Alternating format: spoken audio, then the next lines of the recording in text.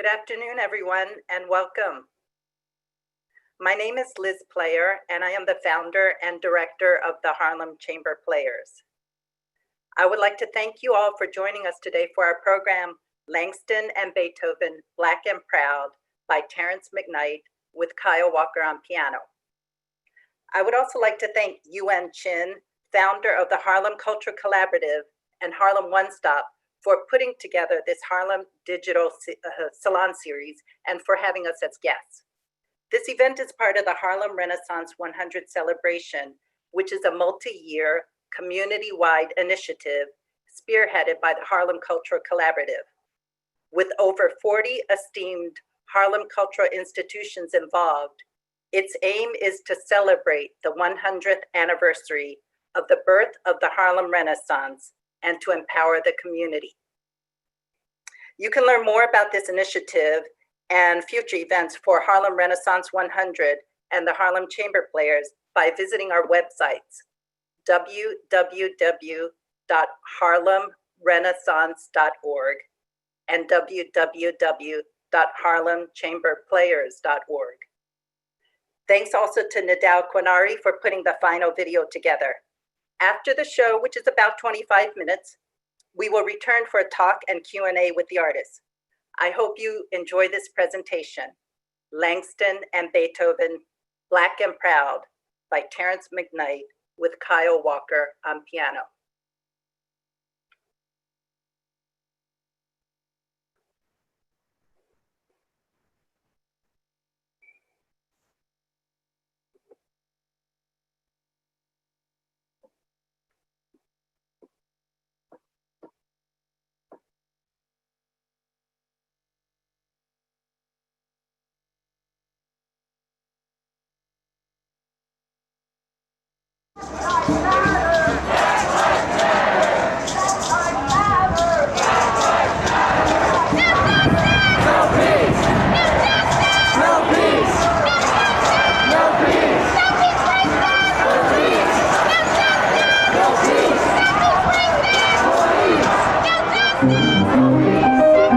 Did you ever walk into a fire hose with the water turned up full blast?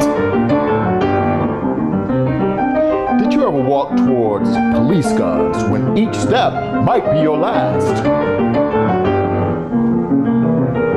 Did you ever stand in the face of snarling dogs and not move as the dogs came?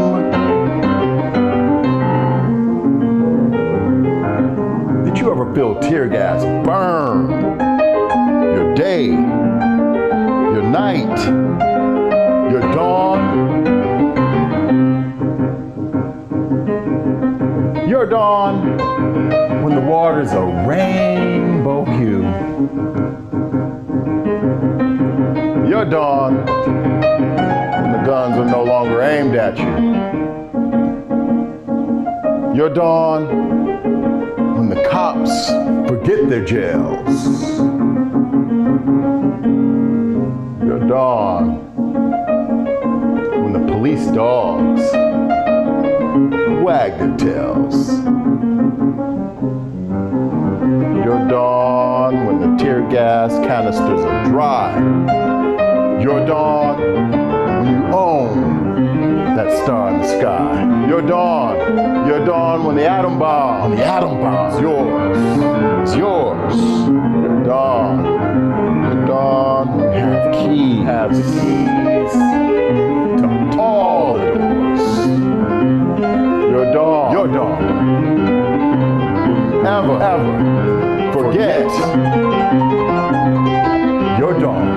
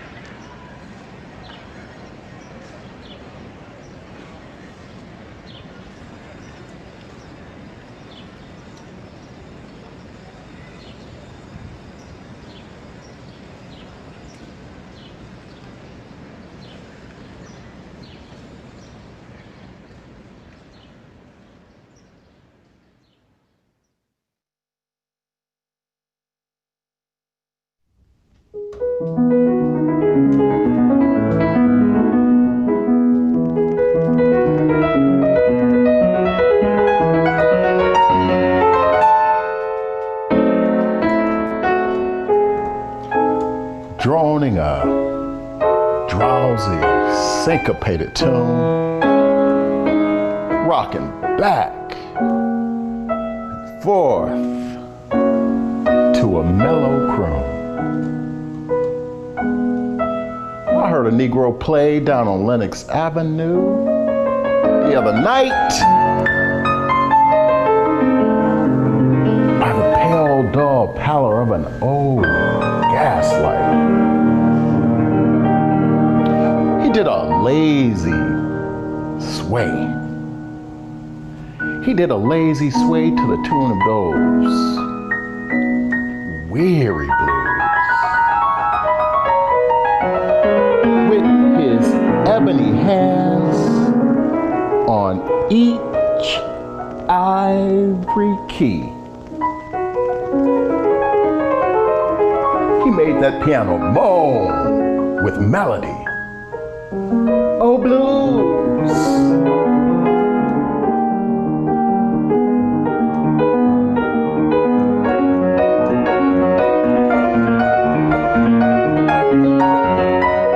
Swaying to fro on a rickety stool. He played that sad, ragged tune like a musical. Boom! Sweet blues coming from a black man's soul. Oh, blues!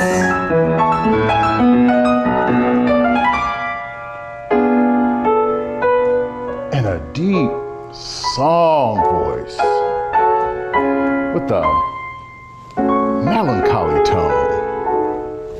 I heard that Negro sing that old piano moan. I ain't got nobody in all this world, ain't got nobody but myself. I was going to quit my frowning, put my troubles on the shelf. Thump, thump, thump, went his foot on the floor.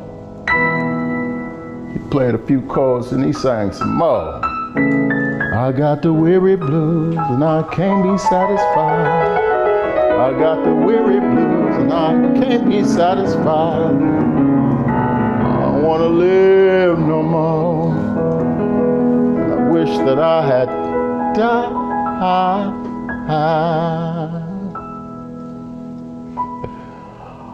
All through the night, he crooned that tune.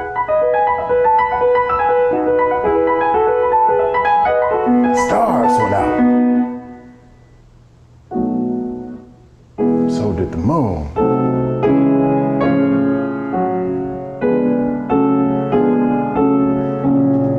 The Negro stopped playing and went to bed while those weary blues echoed in his head. You got the weary blues.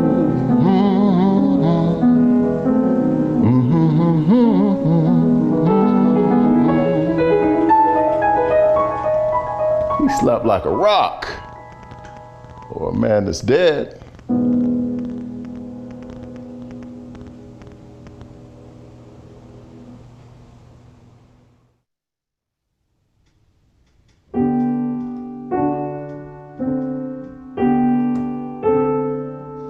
I went down to the river, sat down on the bank.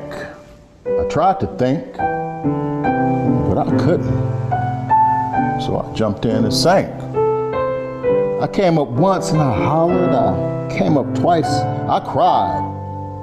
If that water hadn't been so cold, I might have sunk and died, but it was cold in that water. It was cold.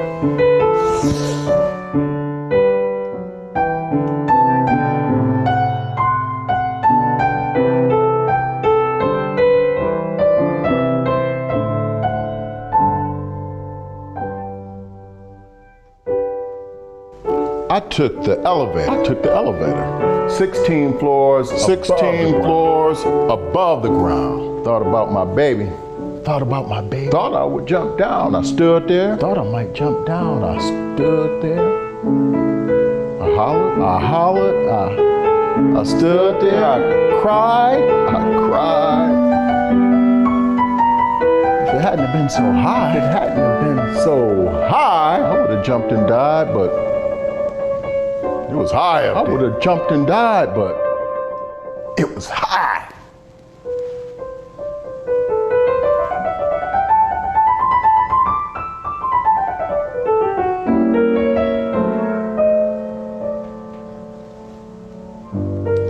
So since I'm still here living, I guess I will live on. I could have died for love, but for living I was born.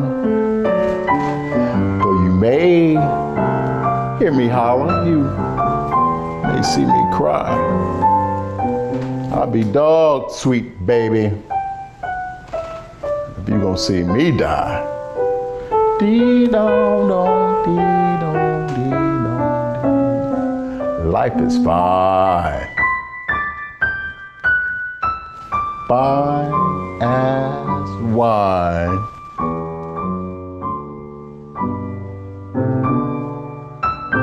Life is fine.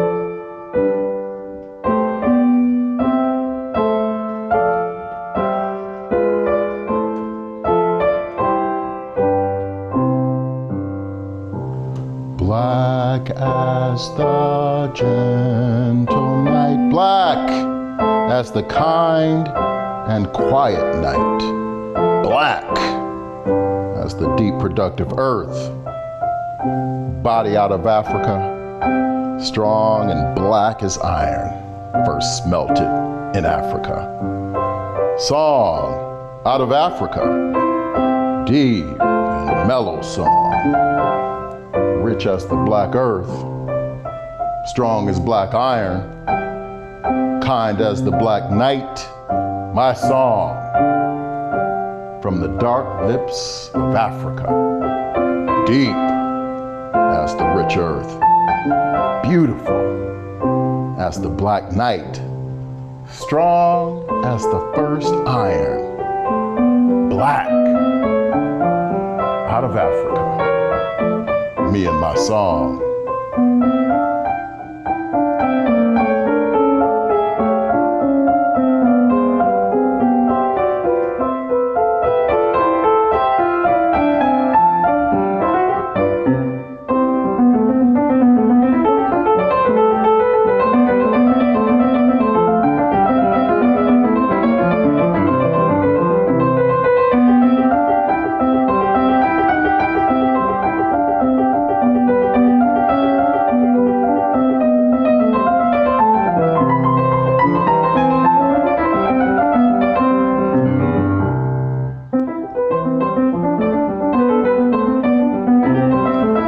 Hey buddy,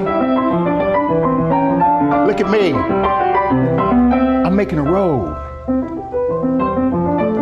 I'm making a road for the cars to fly by on. Making a road through the palmetto thicket for light and civilization to travel on. I'm making a road for the rich to sweep over in the big cars. Leave me standing here. Sure, the road helps everybody. The rich get to ride, and I get to see them ride. I ain't never seen nobody ride so fine before.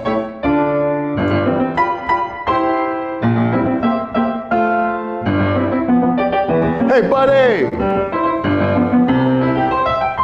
Look at me.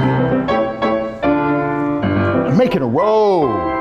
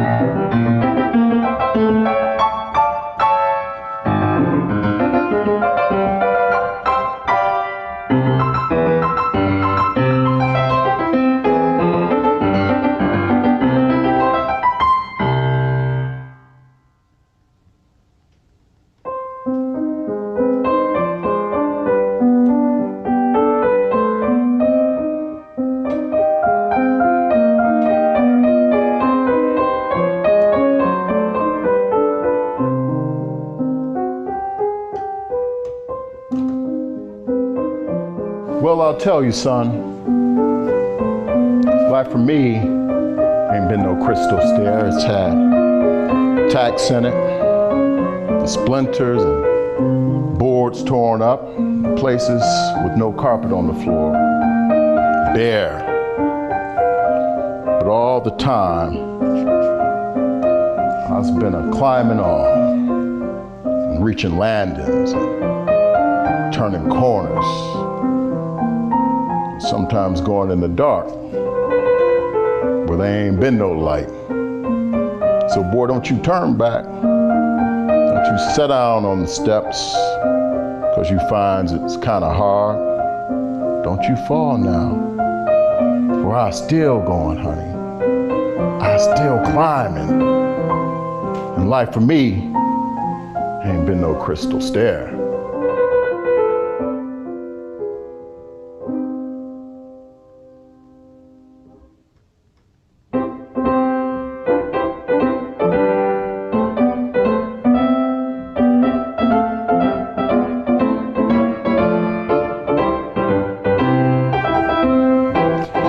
Insurance man.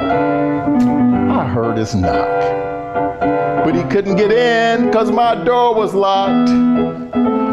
Week ago Tuesday, he came back again. This time I thought, I'll let him in. Insurance man said, it's paying time, madam. You are 6 weeks behind. I said, mister, just let it slumber. I'll pay in full when I hit the number. Insurance man said, suppose you die. Who's gonna bury you? I said, why?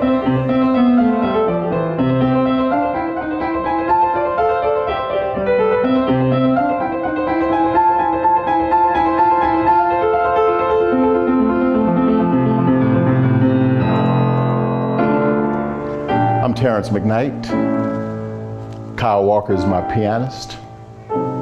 I fuse the poetry of Langston Hughes with the music of Beethoven, two men who loved humanity, loved art, thought that art could bring us together. And look at us, here together, enjoying Langston's poetry and Beethoven's music, all jumbled together. Thanks for joining us. Thanks to Harlem One Stop. Thanks to the Harlem Chamber Players. I wish you all the best in the coming weeks and months, and hopefully we can do this live one day soon. Thank you so much for joining us. Kyle Walker's still at it on piano. I'll see you all next time. Take us out, Kyle.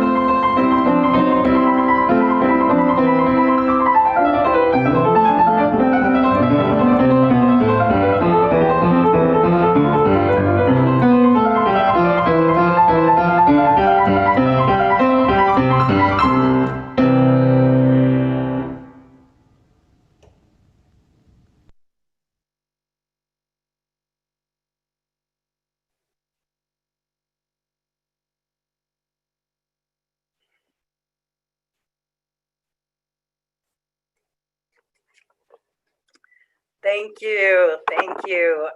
Thank you, Terrance McKnight, for putting this together. Thank you, Kyle Walker, for just both of you for the beautiful performance. And I would like to welcome everyone back. And I would also like to introduce you to the artist. Terrance McKnight is the one who conceived this program. And for those of us who are just now joining, this is Langston and Beethoven, Black and Proud by Terrance McKnight with Kyle Walker on piano. Terrance McKnight is a radio host on WQXR, and you can hear him weeknights at 7 p.m. Terrance is also a longtime friend. He's been with the Harlem Chamber Players since almost the beginning. He has been a major influence and helped us grow, and he serves on our advisory committee as our artistic advisor. He is on the boards of the Bagby Foundation and the McDowell Colony. Terrance also regularly curates concerts and talks at Merkin Concert Hall, the Billie Holiday Theater, the Schomburg Center for Research in Black Culture, and the Museum of Modern Art. Welcome, Terrance McKnight. Next, we also have pianist Kyle Walker, who is a strong advocate for social equality and believes music can speak to social issues better than verbal language can. As an advocate for social justice, Kyle is a founding member and chamber music producer for the Dream Unfinished, an activist orchestra. Kyle is in demand as a soloist, and some highlights from the past season include solo appearances with the Color of Music Festival, a solo recital tour throughout the East and West Coast, and a Lincoln Center appearance alongside Miss America 2019. Kyle has performed in numerous halls throughout New York City and across the country.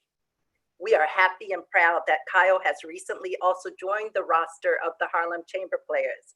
Welcome, Kyle. Next, we're going to have a discussion with the artists. And for those of us who are in Zoom, please feel free to type in your questions in the chat box. We're also streaming live on the Facebook pages of Harlem One Stop, Harlem Ren 100, the Harlem Chamber Players, and on WQXR.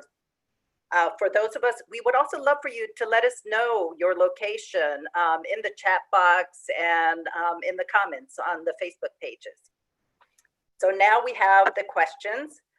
First, I'd like to address to Kyle. Just a basic question. Kyle, would you please tell us, how did you come about choosing classical music as your profession? Yeah, well, it's funny because Terrance and I were joking the other day. We were thinking, well, when did we get into classical music? And we were saying, well, it kind of chose us, but it's actually kind of true. I think I always had other interests. I, at one point, was studying to be a journalist and worked for a little bit in television news. But all throughout that period, I had been studying classical music, majoring in music, and kept coming back to music. And at one point, I had a very influential teacher who really influenced me to pursue it more as a career.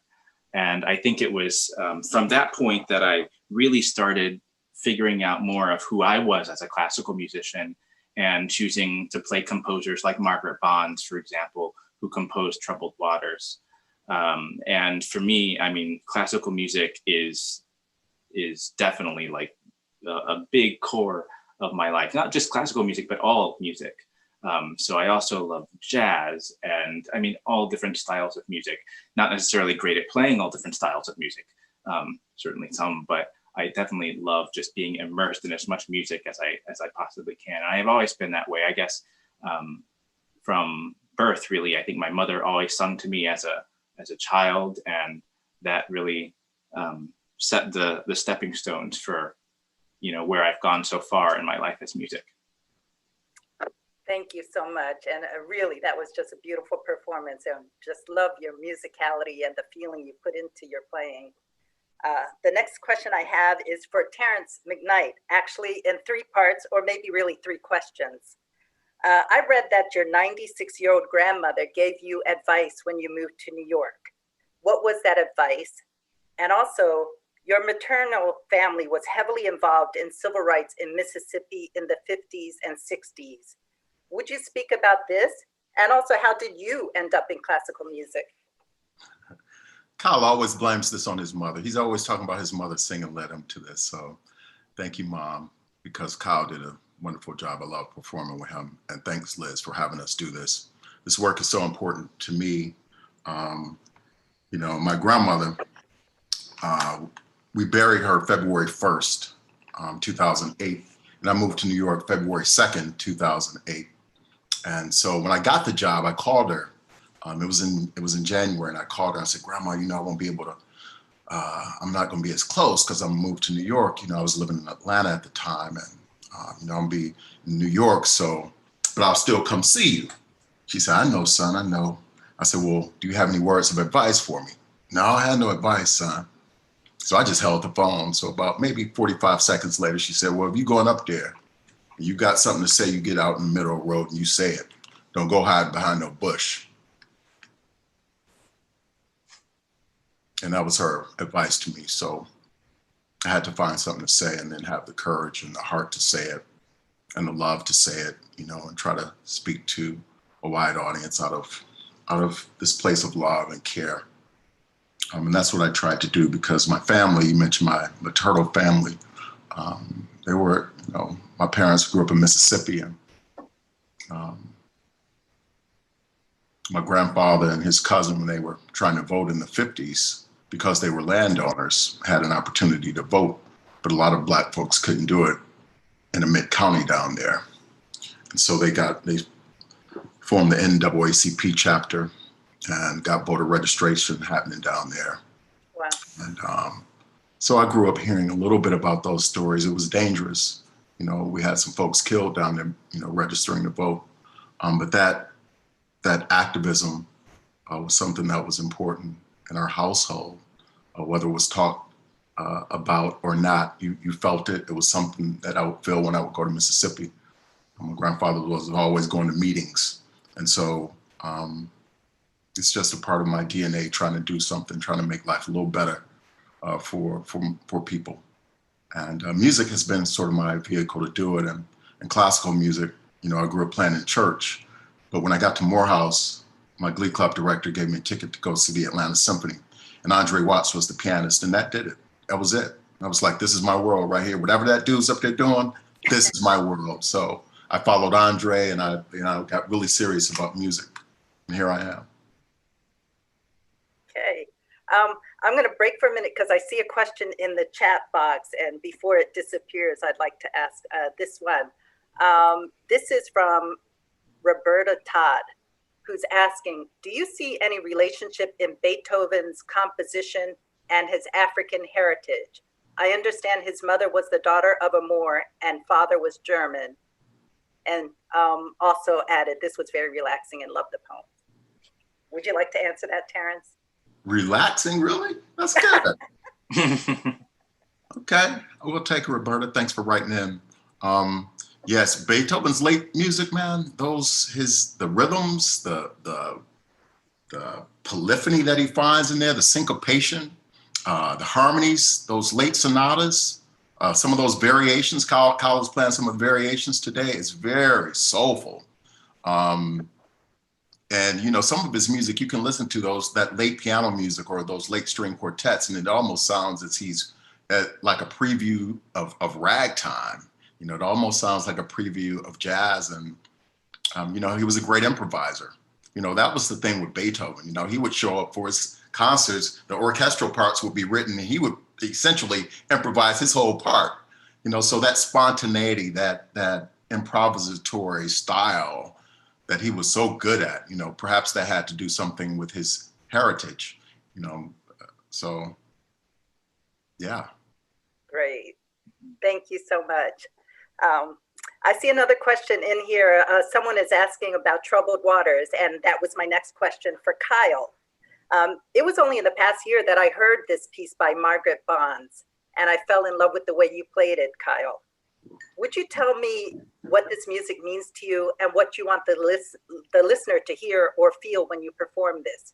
Your bio states that you believe music can speak to social issues better than verbal language can. Would you speak more about this? Yeah, so, you know, this is actually a lot of going back to the first question of why I chose classical music as a profession. When I was really coming out of grad school and trying to find my own, I guess, stance in the classical music world of where I was doing a lot of searching for composers, particularly Black composers that had fallen through the cracks. And somehow I stumbled across this piece among many other wonderful pieces and started to put together these programs that I called Bach the Black Notes, because Bach is, I mean, probably my very favorite composer, Bach or Beethoven. And so I would start a program with a piece by Bach, but I would pair it with Bonds or with Florence Price or with Coleridge Taylor or many new composers that haven't even gotten any sort of recognition like Margaret Bonds has in the past couple of years. And this particular piece, Troubled Waters, I found really interesting to program because I find that it's really accessible to a wide variety of audiences, mainly because of the tune that it's made after, which is Wade in the Water, a spiritual that many people know. And even if they don't know all the words to it, or they're not really conscious of the fact that they know it, they've definitely heard it at some point in their lives. And it's quite catchy too. You know, for classical music, I think that it definitely has a lot of other styles sort of woven into the texture, particularly in the last section, when it starts really low on the piano. You know, it kind of has this momentum that builds up, and you don't find that a lot in classical music. And so I think that's always fun to program. But more importantly, I think it shows the lineage really of where Margaret Bonds came from, that she had the training. She trained at Juilliard, so she had, you know, one of the best trainings imaginable as a composer and a pianist. But she also knew her roots. She knew where her family essentially came from, at least to the best of her extent, and was not at all afraid to use that in her writing. And I think that this is an exact example of like the way that we can bring more culture into classical music, and that it really is the people's music. You know, it's not always just this Western European art form, more or less, but it's a lot deeper than that. And I find that this is a really, really wonderful piece to introduce people to that. It's also really fun to play. I mean, it's like, I just think it's like the perfect length. It's like 5.5 minutes, you know, and a lot of times these great classical music pieces can kind of be off-putting for some people because of the length sometimes. So I think it's just a wonderful length of a piece, and there's just so many more reasons I could go on about why it's a wonderful piece. But yeah, it's really fun to play. Oh, wonderful. And and beautifully played. There was a question in here, and you spoke a little bit about Margaret Bond's training. And there's a question here from Terry Parker. What is the best way to get young children involved in classical music? Kyle, would you like to take that? Ooh. Well, yeah, there's a lot of different ways. I mean, I think it's really interesting to think about the way that you can influence young children. It certainly depends on the age, but I work a lot with preschool aged kids, 2, 3, 4 and up. And I think that there's never a time that's too early. And I mean, my wife and I just had our first child 16 days ago. She's a 16-year-old human being. Congratulations. Thank you. And we've already started, you know, influencing her with music and in every way that we possibly can, you know, during diaper changes, singing to her. And I mean, there's a lot of science behind, you know, playing Mozart for babies and things like that. I don't know, really. I'm not qualified to talk necessarily about that. But in terms of engagement, I think the more that we can share that these people, these like idols, more or less, like Beethoven, were human beings. They also had struggles. They also had other parts of their life outside of music. I think that that is a really important point to share. And, you know, going back, I guess, for a second about just music speaking more sometimes than words can. I think when we understand the background of these composers and we understand some of the struggles that they were going through, one of the most well-known struggles of, we know that Beethoven was going deaf later in his life. But there are many other composers that, you know, we hear so many amazing works from, but we don't know all about the rest of their lives. And the more that we learn about their lives, the more that we understand, hey, everybody can find some creativity inside of us. You know, we're not all Beethoven necessarily, but I mean, myself, you know, I was asked the other day, do I compose? And I suppose I compose in the sense that I sit down every day and I make stuff up at the piano, but I never really write it down. I've never had anything published in that capacity.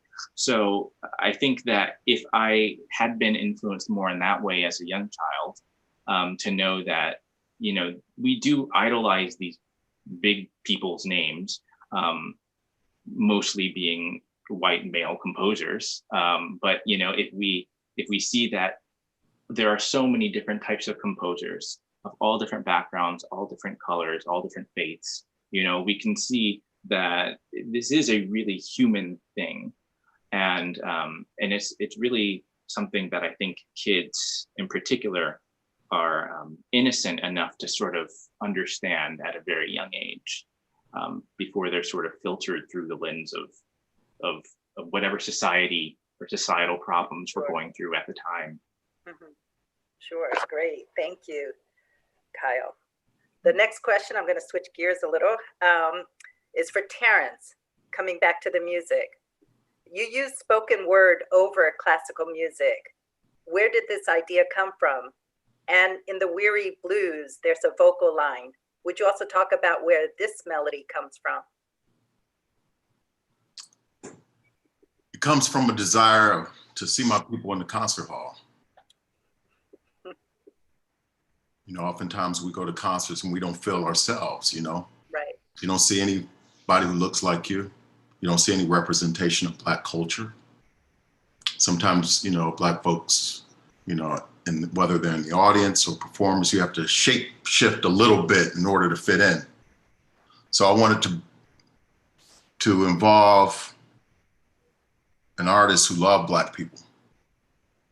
His poetry, you know, he spent all of his career writing about Black culture and listening to everyday Black folks up in Harlem, telling their stories, Black folks around the world and working people around the world. That's who Langston Hughes was. So I figured if I could find a way of bringing two of my favorite artists together who were so similar, you know, if they were my friends, you know, and they were, I'd probably send them out on a date because they were that similar. Their outlook on life was very similar. So I thought they would make a good couple. And I thought if I could pair Langston with Beethoven, I could break down some of those boundaries around classical music. Sometimes people think of it as being stuffy and elitist. Well, if I could put Langston's words on top of it, it brings it down a little bit, makes it a little more accessible, a little more human. And that was my desire to do that. It's always been my desire to do that since I was a young person, bringing different people to playing in church, you know, finding a language to bring various types of people together under the umbrella of like music and love and one spirit. And one day I was just at home and I was reading Weary Blues and I thought, man, this sounds like Beethoven. Dude talking about, I wish that I was dead. Beethoven said that. So let me look for something Beethoven wrote that might fit these words. And so the first one I put together was Weary Blues. And so it just went from there.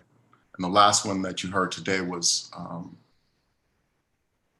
don't remember, American Variations. Yes.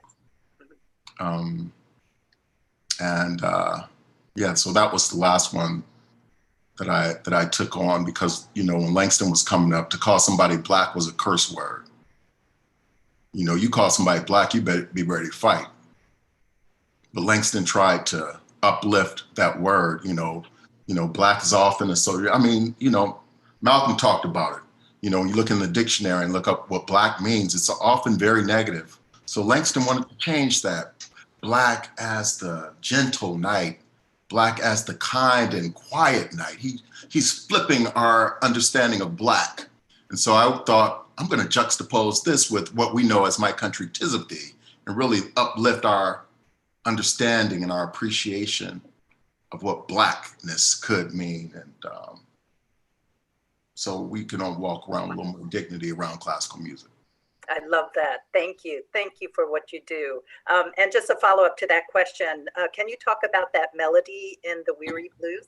Oh yeah, that's my grandfather. My people down there in Mississippi, in the Delta, you know, Louisiana. And I'm always thinking about those folks because without them, you know, I wouldn't be around here, you know, without the courage that they had. And so when I heard that,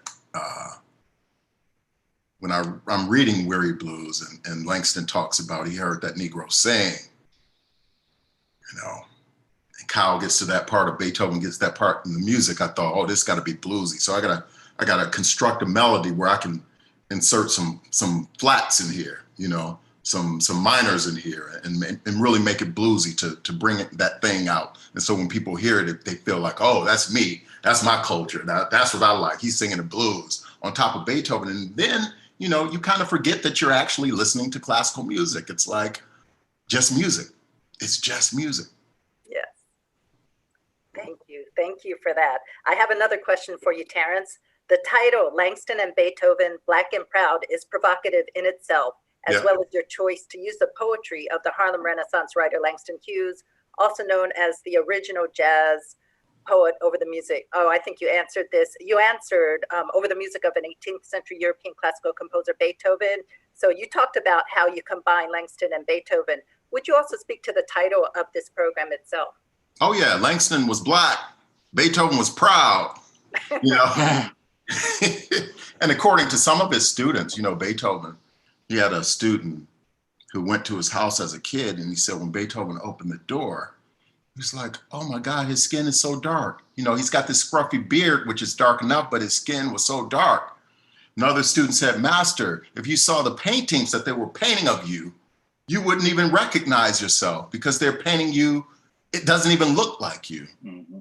You know, and so this term blackamoor, you know, was used with Beethoven. And, you know, he had dark skin. I used to say to my students at Morehouse, if Beethoven was in America, he would have been sitting on the back of the bus. Mm-hmm. Okay, thank you.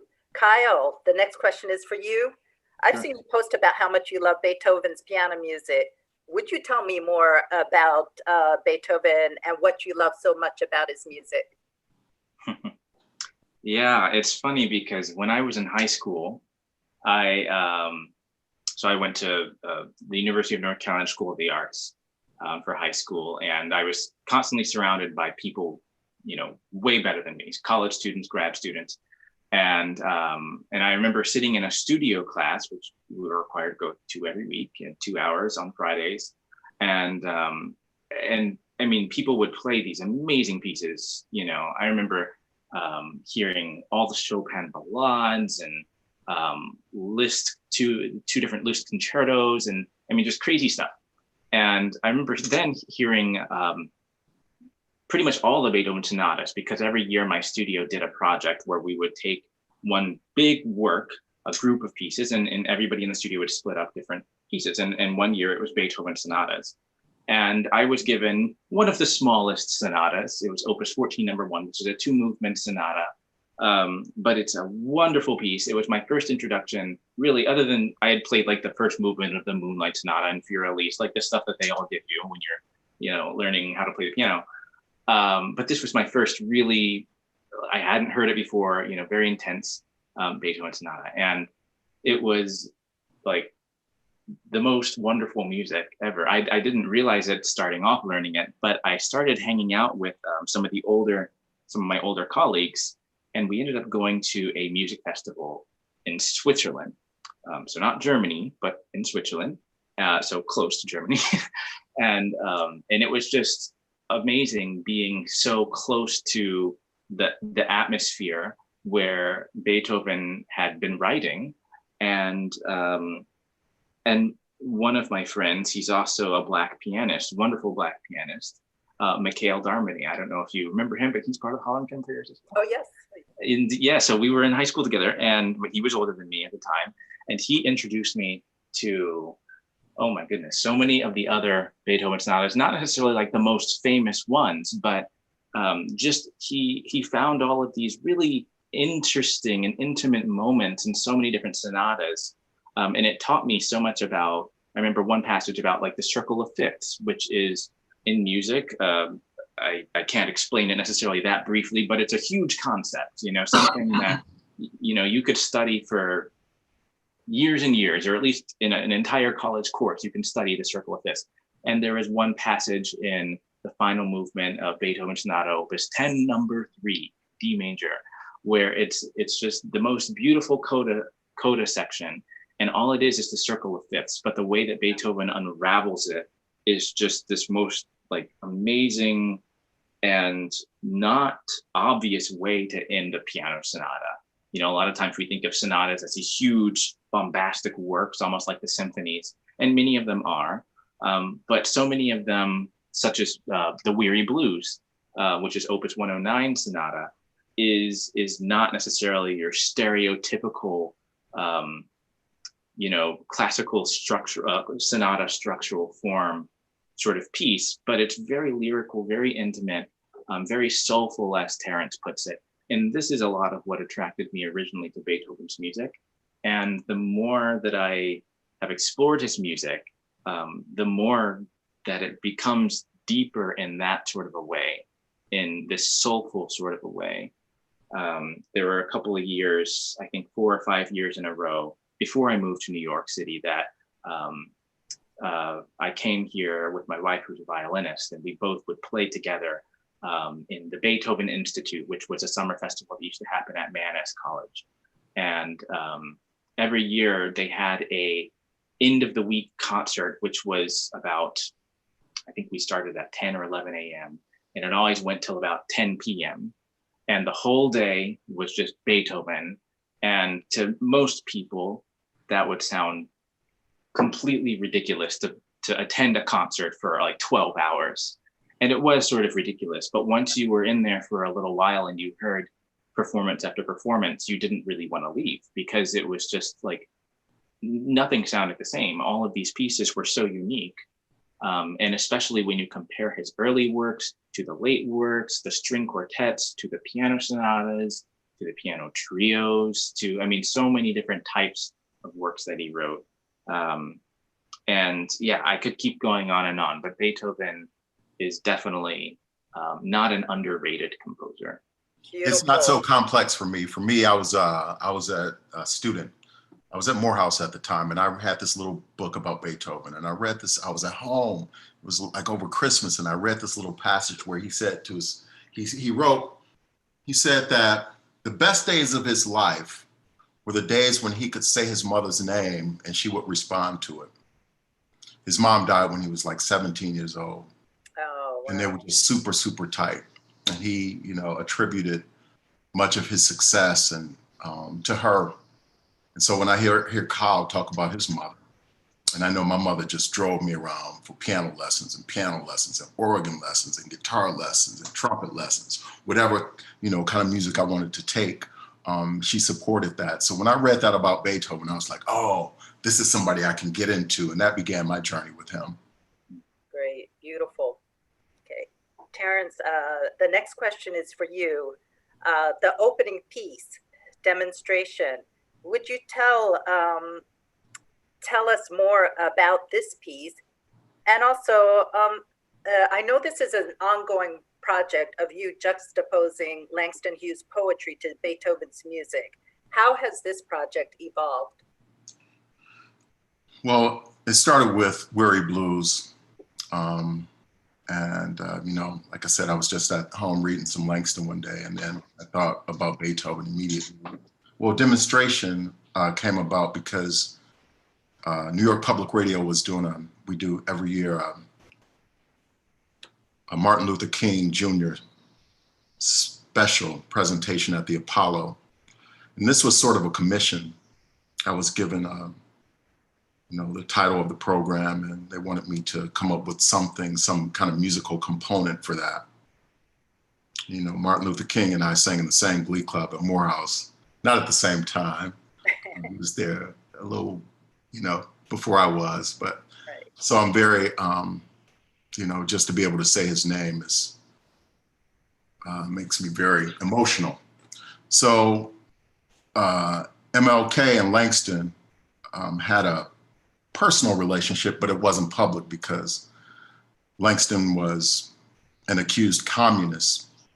And he and King knew that if they associated in public, it might have a negative effect on the movement. So they stayed apart publicly. But think about what King talked about. He always talked about dreams, and Langston wrote about dreams deferred. So they influenced one another. And then they went to Africa together in the 60s. And then in 67, Langston wrote this poem, Demonstration. And so I wrestled with the poem and listened to as much Beethoven as I could. And I think I found something that kind of seized the moment. I think it kind of addressed the music in a way that I thought the audience might find interesting and attractive. And then for this program, I thought it was timely because of what we're all experiencing. So, art can be timeless. And with those two giants, Beethoven and Langston, when they write from a place of love and concern for people, that's always going to be timely. And so that's what this project, that's where it is right now. Thank you. I have a question for both of you, Terrance and Kyle. How do you negotiate being in this world of classical music as Black men in a field to this day has so few Black and brown people? Would you talk about some of your experiences, what you have done to try to bring about change, and what you would like to see? Kyle? Yeah. So as a pianist, I find it really empowering, actually, because one of the things I keep going back to the time when I first came out of school and I was trying to figure out how I wanted to essentially do this thing as a pianist. And the nice thing about being a pianist is that we have a lot of options. And so on one hand, being a Black pianist, whether you're a man or a woman, at that, it really benefits you in many ways to understand the world of spirituals, the world of just overall, spiritual music, which I don't mean to just mean spirituals. And as a pianist, that's a really enlightening sort of thing to be in, because it always, it kind of takes you to church all the time in a way. Which is really a way to reinvigorate your spirit every time you perform, or every time I perform, like with singers, which is quite often. And that's something that is pretty unique for a pianist. But when it comes to performing music, out of the Black church tradition, that's something that I feel like is really personal to me. And it's not that other people can't play that music, but that's something that I've sort of been able to claim as like, that's mine. Now, as a soloist, I find it also empowering, because when I play a program for a solo piano sonata, a solo piano program, I can really do whatever I want, which is awesome, because I don't have a committee or a board telling me that I have to program a certain number of such and such pieces by such and such composer. If a concert presenter doesn't want me to play something, they can make a request about it, which usually, if there's a problem, they have made a request, and I'll accommodate their request to the best of my ability. But I've never been flat out turned down for wanting to program majority Black composers on a program. Which is not all the programs that I play either, but when it has been, that's not been an issue for me. And I find that that's a step in the right direction for the classical music world. What we need to do more of, I believe, is, have a situation where people are all knowledgeable about Black composers. And right now, we still are in a situation where people that are studying music in schools are not taught about Margaret Bonds, are not taught about Julius Eastman, are not taught about many Black composers that have done very, very well, but also Black composers that are still young and building their own repertoire, just as many non-Black young composers are building the repertoire. And I think that that's something that we can change. And by we, I mean that I feel like I have a voice in that way, that I can change that. So I look at the glass half full in that perspective. I think as a pianist, I feel pretty empowered as a Black male pianist. But don't get me wrong, I'm not saying that this is the easiest route to be a classical musician. It's not the easiest route to be a Black man as a pianist, but I do find that for me, I've been able to find ways of staying positive and helping that sort of, like I said, reinvigorate the spirit for myself every time I perform music by Black composers, every time I perform music for Black audiences, which is a really big thing. And yeah, I'll keep it at that. Wonderful. Terrance, do you want to speak to that as well? What's the question again, Liz? Sorry. How do I negotiate this space as a Black man? Well, it's all I know. When I was in high school, I remember this kid, one of my classmates said something. I think he was ahead of us. He was like, we wanted a Black history course. And he said, I don't think there's enough Black history to fill a whole semester. So, wow. Really? And so I came home and I told my sister that, and she said, well, you're going to go to Morehouse. We're going to put it into this. You're going to Morehouse. And when I got to Morehouse and I got in that Glee Club, excellence, that's what we were about. excellence, man. We sang in German, Italian, French, Yoruba, Igbo. We sang in all these different languages, and it was all about excellence. And you really understood your place as a Black man in that college to understand your history, understand your culture, and just be excellent. And when I graduated, the chairman, Uzi Brown, told me, he said, now when you leave here, you understand that you're not only representing yourself and your family at Morehouse College, but you're representing your people. And so when I came to New York, I brought that desire to be excellent. And I figured if I can be the best Terrance McKnight that I can be very excellent at being that person. So I just want to be an excellent Terrance McKnight, and I'll go wherever that takes me. I'll be fine with that, because an excellent Terrance McKnight is centered in love and care and empathy and concern. Right. And if I can just be good at that, I'll let the chips fall where they may. I'll live with that. Wonderful. Okay. There are several questions in the chat box, so I'm going to go up here. Hey, everybody, thanks for writing us. Thanks for being here. This is fun. Yeah, I've been looking at Thank you so much.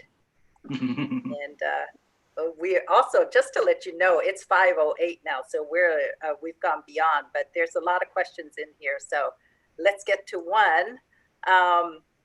Deborah James, Metropolitan Opera just released a statement of commitment to hire conductors of color in the wake of the current uprisings. Kyle and Terrance, are you hopeful that such commitment will yield substantial results? As long as they don't ask me to conduct. I mean, I think that would be great. I think that would be great. And I think to have stories about, Black culture, it'd be wonderful. I think, I think we got a good example of what's possible when Kathleen Battle sang there a couple of years ago. Oh, that audience. It was full, it was beautiful. The ethos in the room. I mean, you felt like it felt American, you know what I mean? It had that feeling. It didn't feel like you had to shapeshift or that you were going into another culture. It felt very much like us. And I think, I felt that same way when Wynton wrote a blues symphony was played at Philharmonic a couple of years ago. You got that same feeling. Everybody felt like this is our music.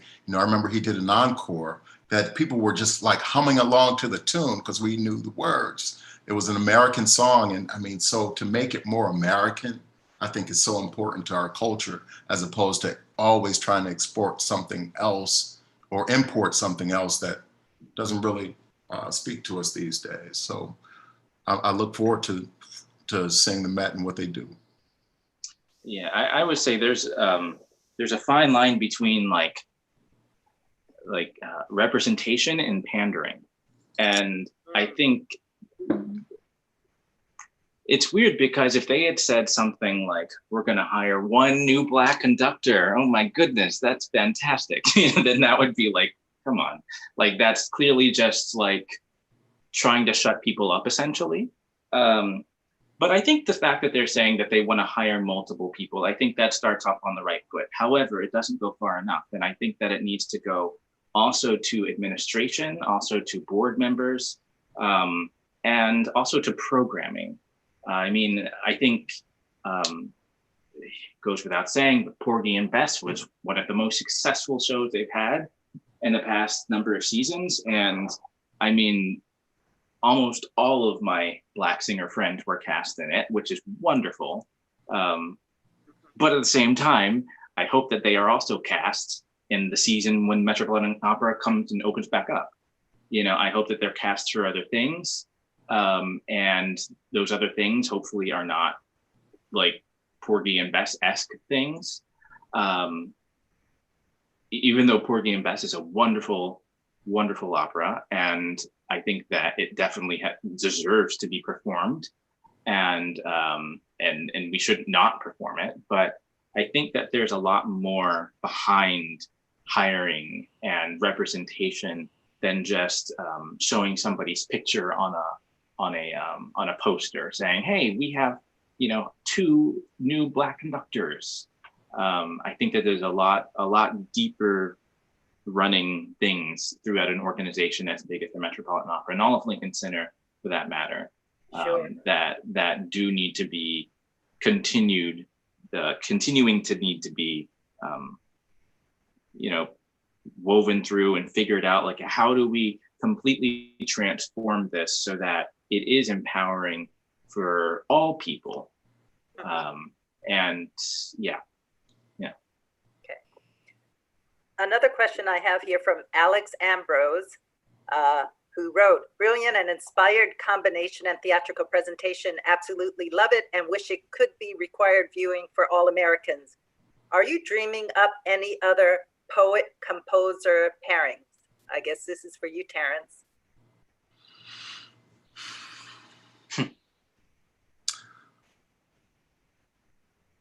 I don't know any poet the way I know Langston. You know, I've got a book of poetry about the size of a Bible. He wrote so much. And you know, he went to school in Cleveland like I did, so I feel like I kind of know him, you know. So maybe after I, you know, come up with, after I'm tired of Langston, I'll move on to someone else. But I know his music. I know his music to me.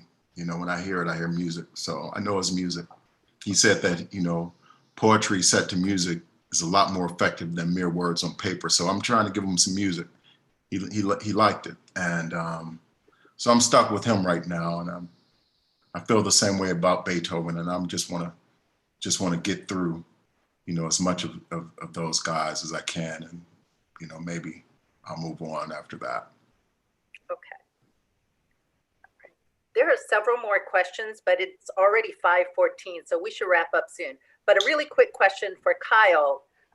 Your piano has a name I don't recognize and a sound that's unusual. Can you tell us more? What is the piano? More about it? Sure. This is called an Eibach piano, and it actually has 3 names: Rud, Eibach, Son. But I've only ever seen it pronounced Eibach, and this is from 1911 and was built in Germany. Has original ivory and ebony keys, and I got this piano actually from the Guarneri String Quartet's cellist David Sawyer. His wife was a pianist, and this was her piano, and he died, I think, in 2008 or 9, and she died a few years after. Then afterwards is when somebody gave me this piano, and it's amazing, and I love this instrument. It is very unique, and it's really, it must be like somebody's individual voice in a way, because I almost can't tell how it sounds in comparison to other pianos now, because it is so much my piano. Even, you know, me recording on it, obviously for this concert, I'm always going and asking my wife, does the piano sound really out of tune? Because especially during the pandemic, I haven't been able to have my piano tuned in a little while here. And so I'm like, oh no, it sounds really out of tune. And, but even if it's perfectly in tune, I'm still thinking, I'm so just self-conscious about its voice. But I love this instrument. It's got such it might not come across in the recording, but it's got such a warm, soulful tone to it, and very, very light touch. And I love it very much. Yeah. Beautiful. Well, you play it beautifully. There are still some more questions, but I think we should wrap up. But for anyone who wants to stay, if you're able to stay for just a few minutes, Terrance and Kyle, after we wrap up the program, I think there's just 1 or 2 more questions. People can stay, but I think we should wrap up for everyone else who may want to go on and cook dinner or spend time with family or whatever they need to do. Terrance, this one, I understand WQXR has a special program on Juneteenth. Would you tell us about that? For the first time in our 80-year history, we're gonna do a Juneteenth special in which we play wall-to-wall music by Black composers and performers. So 24 hours of music by Black performers and composers. that Friday night, I'm going to do a call-in show talking about the Black experience in the concert hall. What time is that call-in? It's going to be 7 p.m. June 19th, Juneteenth. Wonderful. And so I'll have some guests on the program, and then we'll open it up for folks to call and just chat, and we'll talk about it. Great, great. I just want to thank everyone again for joining today's event, Langston and Beethoven, Black and Proud, by Terrance McKnight with Kyle Walker on piano. This was presented by the Harlem Chamber Players in partnership with the Harlem Cultural Collaborative. This is the final program this season for the Harlem Chamber Players. We will return in the fall, most likely in some sort of online form. The Harlem Digital Salon Series will continue on the second and fourth Sunday of each month throughout the summer. And UN, do you want to just tell us what the next program will be? UN, if you want to unmute and stop your video. Or start your video.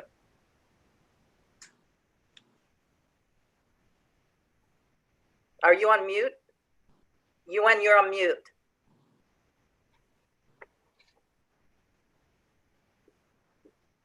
Okay, there you are. Great. Can you hear me? Thanks, everyone. It's been a real pleasure having so many of you online today. We had almost 100 viewers on, and the questions are just amazing.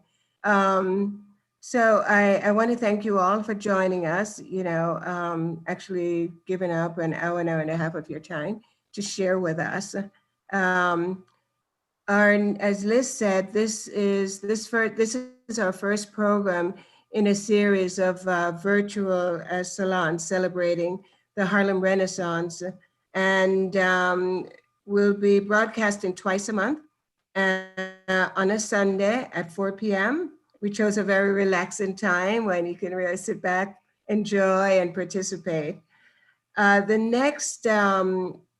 next program will be on June 28th at 4 o'clock, Sunday, June 28th at 4. And it will be a conversation with Yuval Taylor, a recently published book on Zora and Langston, entitled Zora and Langston, A Story of Friendship and Betrayal. They'll also discuss the Harlem Renaissance at that time as well. And Yuval Taylor will be joined by Dr. Valdez, from Director of City College Black Studies Department, and Herb Boyd, journalist and author and activist. So we hope that you will join us. Details will be posted on the Harlem One Stop website, as well as the Harlem Renaissance website, harlemonestop.org and harlemrenaissance.org. And again, thank you so much for joining us today. Liz, there were a couple other questions. Did you? Yeah, I just wanted to wrap up, and then we should wrap up by 5:30. There's one question here where someone was asking, I don't recall it being asked, Kyle, your piano, someone was interested in the make of your piano. Oh yes, I asked him that already. You did ask that one. Yes. Okay. Yes. Well, I think we're cool. Yeah.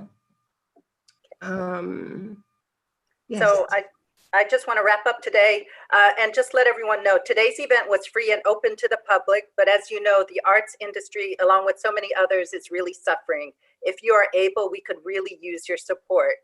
I hope that you will visit our websites and donate and sign up for our email list to learn about future programs or other news. For those of us who need to jump off, please have a wonderful rest of the day and stay safe and well. And for those, there's just a couple remaining questions. So for those people who are diehard and want to learn a little bit more, I'll get to those final questions. Thank you again. Okay, so from